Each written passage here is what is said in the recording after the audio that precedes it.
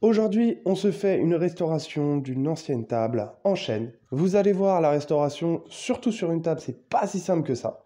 On va faire ça étape par étape. Je vais vous expliquer ça au mieux, même si je ne suis pas un expert. Bien sûr, si vous appréciez ce que je fais ou si vous découvrez ma chaîne par rapport à cette vidéo, n'hésitez pas à vous abonner, ça permet de récompenser mon travail. Ce que je vous propose, c'est que je vais démonter la table pour pouvoir la descendre dans mon atelier. J'ai descendu la table, je peux vous dire que elle pèse son petit poids. C'est vraiment une belle table. Les deux pièces principales, ces deux pièces-là, les plateaux. Donc on peut voir le dessous. On peut voir que le dessous n'a pas été rénové. C'est vraiment le dessous d'origine. On peut voir les trous d'entrée des bestioles. Donc ça, c'est bien. Ça veut dire qu'on va pouvoir traiter assez facilement. Au niveau du dessous, je vais partir, je pense, sur un ponçage léger de tout pour pouvoir vraiment avoir la couche du bois pour que quand on va le traiter, on va être au plus propre. Et ensuite, on va le traiter à haute température. La partie la plus compliquée, ça ne va pas être celle-là.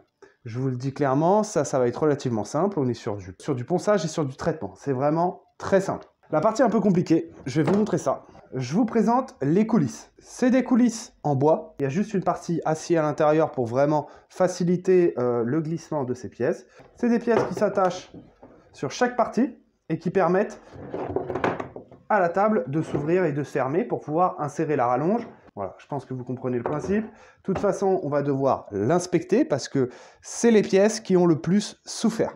Je pense qu'ils ont été traités beaucoup moins fort que la table en elle-même. Et donc, c'est vraiment elles qui ont été le plus attaquées.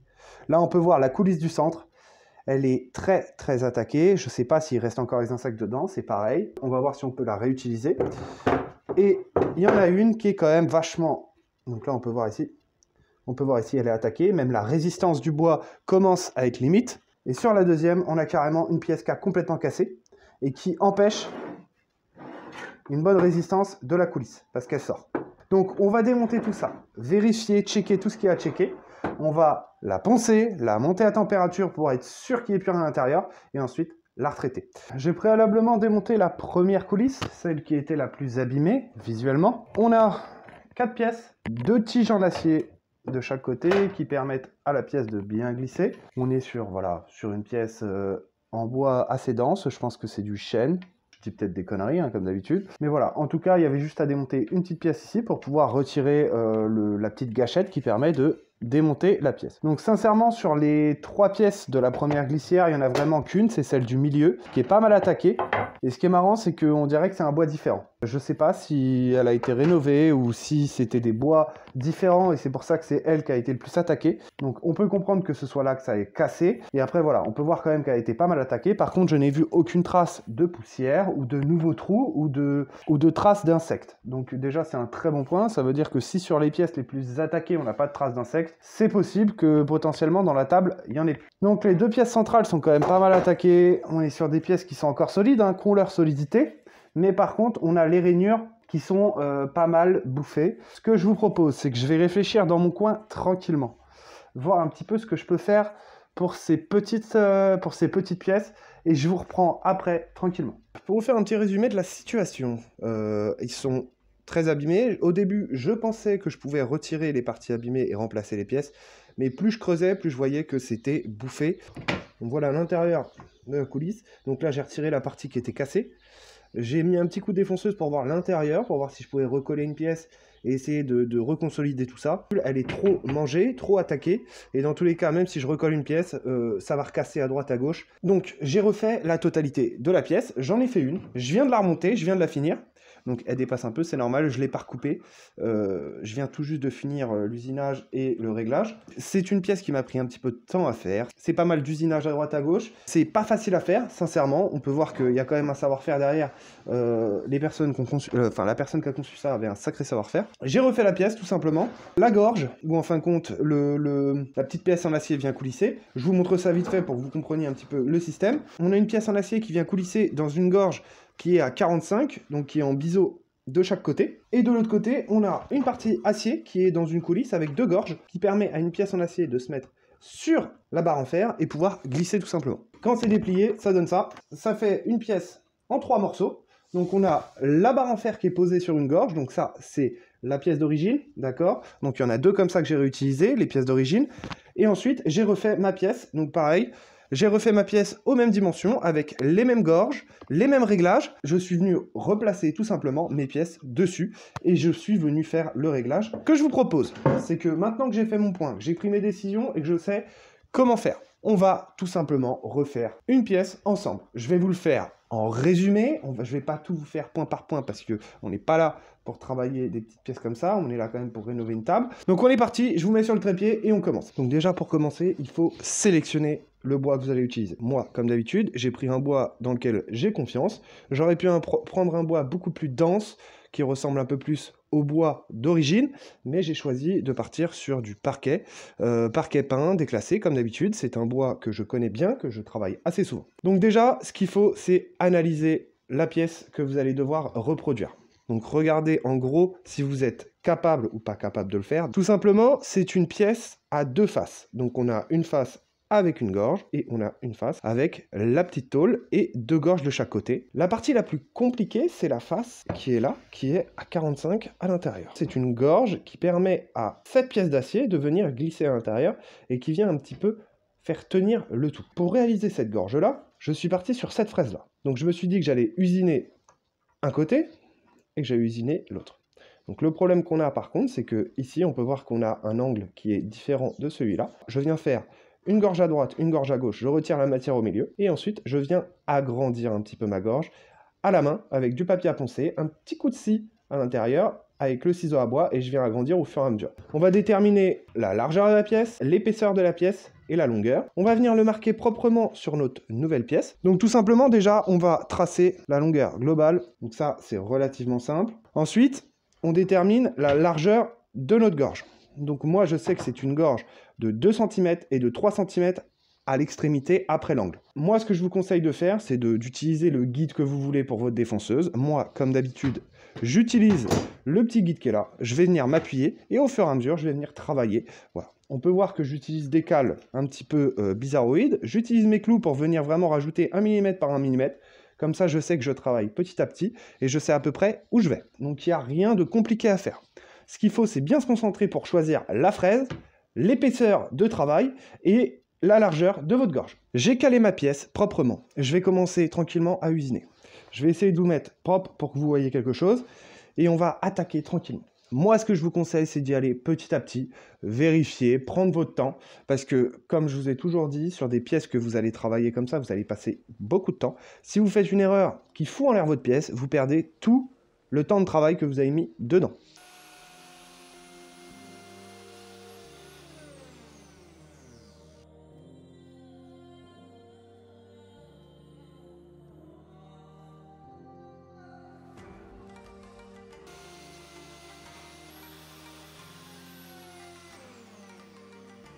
On a quelque chose qui est bien fait, propre, je suis content, j'ai les bons écarts, j'ai tout ce qu'il faut. Je vais retirer la matière qui reste au milieu avec la défonceuse simplement, rien de compliqué, et on se retrouve après, poncer l'intérieur tranquillement, venir travailler la pièce pour agrandir un petit peu les gorges, comme je vous ai dit, pour essayer d'avoir un angle équivalent à ce qu'il y a d'origine déjà de base. Au niveau manuel, moi je vais juste essayer de grandir un petit peu la gorge pour que la pièce en acier ait un peu plus d'espace à l'intérieur. Donc, ce que je fais, c'est que j'ai pris ma petite scie japonaise, je viens me mettre à l'intérieur de la gorge et je viens mettre un petit peu en biais pour créer une gorge, tout simplement. Donc, je cherche pas à essayer de retirer trop d'un coup, je travaille doucement, je retire quelques millimètres par quelques millimètres. Dès que dès que le bois est un petit peu ouvert, je viens avec le ciseau à bois et je viens ouvrir encore plus le bois pour que la pièce ait encore plus d'espace et je finalise proprement avec le papier à poncer. Je viens de finir de poncer ma pièce, j'ai toujours pas essayé, on va le laisser ensemble proprement. Bien sûr, on va déplacer la petite pièce en acier sur notre nouvelle pièce, donc on place bien. Alors ça, il faut être relativement précis parce que ça peut jouer énormément sur tout l'assemblage après. Donc on va tracer, hop, tout simplement. Alors moi je le fais à main levée, le top du top ce serait de le faire à l'équerre, mais bon. Vous savez que la précision, c'est pas trop mon délire. À partir de là, on démonte la pièce et on fait très attention de rien perdre. Hop. Donc on peut voir que c'est une pièce, ça fait un moment qu'elle n'a pas été démontée. Ensuite, on replace notre pièce, on essaye de se mettre proprement par rapport à notre gorge. Donc déjà, on peut voir qu'elle rentre bien et ça, c'est bon signe. Parce que si elle rentrerait pas du tout, ou si elle rentrerait trop bien, on pourrait commencer à s'inquiéter. Ensuite, petit coup de forêt pour pas fendre le bois. Comme je vous ai dit, il faut faire attention à votre pièce de bois. Vous avez pris du temps pour la travailler. Et ensuite, je remets les vis d'origine. Parce que j'aime bien le côté réutiliser les vis d'origine. Après, c'est du plat, donc c'est un peu chiant à travailler.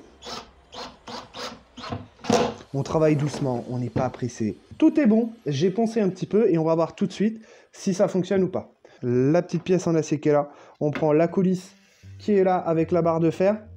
La barre de fer vient se rentrer directement là-dedans. On va venir la placer, d'accord, et voir si la coulisse glisse bien à l'intérieur. Donc là, on peut voir déjà qu'elle est rentrée, donc déjà c'est très bon signe. Par contre, ce qu'il faut vérifier, c'est si elle est bien bloquée dedans. Elle est bien bloquée dedans. Très bien. Donc, je vais rentrer la barre de fer à l'intérieur du système qui est là. Hop, logiquement, elle est rentrée dedans. Et ensuite, il n'y a plus qu'à remettre le petit loquet ici. Et comme ça, on va pouvoir vérifier si ça glisse bien, s'il y a besoin de réglage à droite à gauche, s'il y a besoin... Voilà, tac. Donc, mes deux pièces sont bloquées. On peut voir qu'il n'y a pas de jeu violent entre les deux. Donc, ça veut dire qu'il n'y a pas d'endroit où ça bloque. Et ensuite, on tire. Donc là, on a un blocage ici. Tout simplement, donc ça c'est rien, on va régler ça proprement. On continue, on essaye de passer ce blocage. Ça passe. Donc là, on peut voir que la pièce reste comme il est. Moi, je pense que c'est un blocage de gorge. Il doit y avoir un défaut au niveau de la gorge. Et la pièce en acier vient frotter dans le bois. Donc là, je suis embuté. Et donc là, ce qui va être intéressant, c'est de retourner la pièce et de vérifier où ça a frotté. Donc, on regarde dans les gorges. J'ai pas de traces éventuelles, peut-être ici. Mais j'ai pas de traces violentes du passage. Dans ces cas-là, le mieux, c'est de venir retravailler un petit peu, s'il y a besoin. Donc, venir poncer les endroits où vous avez un doute, les endroits où ça bloque. Si vous venez remettre un coup de défonceuse, vous allez peut-être élargir la gorge et la pièce d'acier va sortir. Et à partir de là, c'est une galère. Je viens de finir le réglage. Donc, en gros, on en est là. Donc là, elle démarre. Voilà. Donc, il n'y a pas de blocage. Il n'y a rien, c'est nickel. Et à la fin, vous avez logiquement, si vous prenez votre temps et vous y allez petit à petit, une rainure qui glisse très très bien. Maintenant, on va attaquer la deuxième partie. On vient la placer et on regarde tout ce qu'il y a à regarder sur cette pièce. Là déjà, on peut voir ça. L'outil qui est là, il sera ici. La pièce qui est là, elle sera là, tout simplement. Ensuite là, on voit la barre de fer, elle commence ici, d'accord. Donc la rainure, en gros, elle s'arrête par ici. Tac. Tac, là on a la tôle en acier qui est pliée, on peut la voir, elle est pliée, donc on vient la marquer. Donc là, ici, toute cette partie-là, ça va disparaître. Ensuite, on a les deux rainures sur toute la longueur, c'est des rainures en gros de 1 cm.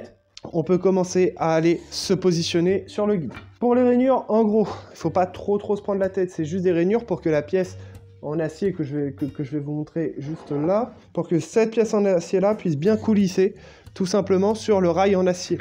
Donc c'est juste un dégagement de matière. Pour ça, je vais prendre la petite fraise droite. Donc la petite fraise droite qui fait 1 cm, 1 cm 2. C'est très très bien pour faire ça, pour faire des rainures. Au niveau de la profondeur de la fraise, je suis parti sur un petit centimètre, ça suffit largement. Et donc là, je vais défoncer tout ça.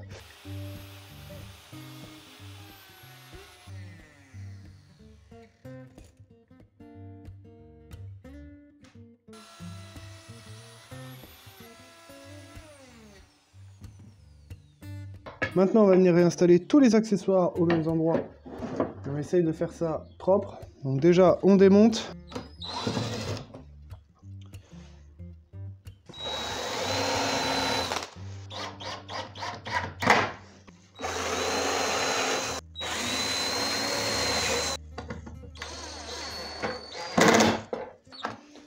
Impeccable. On réessaye.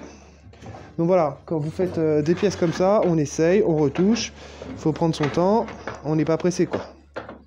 Si vous êtes pressé, ne faites pas ça, allez chez Ikea, achetez une table. Ça ira 3 fois plus vite.